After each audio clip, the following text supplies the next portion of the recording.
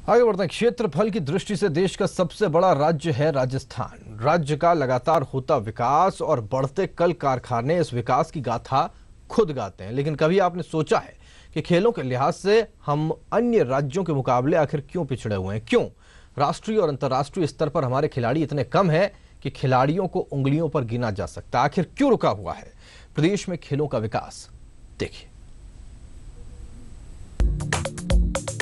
राज्य में खेलों को संरक्षण प्रदान करने वाली राजस्थान राज्य क्रीड़ा परिषद खेलों के लिए पूरी तरह जिम्मेदार है। क्रीड़ा परिषद की दमनकारी नीति के चलते कई खेल संघ लगभग गहरे समुद्र में डूब चुके हैं, तो कुछ खेल संघ अपनी डूबती नैया को पार लगाने की जुगत में लंबे समय से जुटे हैं। राजस्थान क्रीड़ा अधिनियम 2005 की अनुसूची ख के मुताबिक राज्य में 42 खेल संघ पंजीकृत हैं। लेकिन हैरत की बात यह है कि इन 42 खेल संघों में से सिर्फ 13 खेल संघों को ही क्रीड़ा परिषद की ओर से अनुदान राशि जारी की जाती है।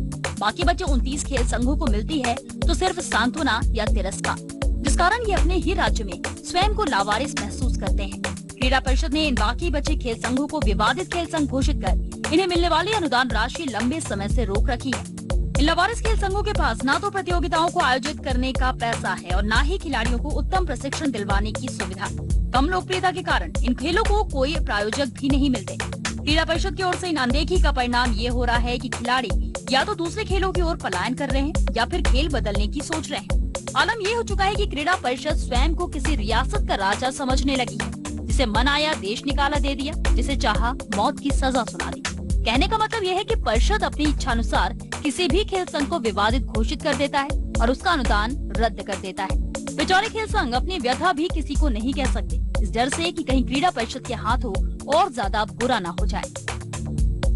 अब बात करते क्रीड़ा परिषद के चेहरे पर लगे दूसरे मुखौटे की। खेल परिषद की छत्र छाया में पल रहे 13 खेल संघों को परिषद की ओर से न सिर्फ समय पर अनुदान मिलता है, बल्कि खिलाड़ियों को मिलने वाला टीए भी आसानी से मिल जाता है।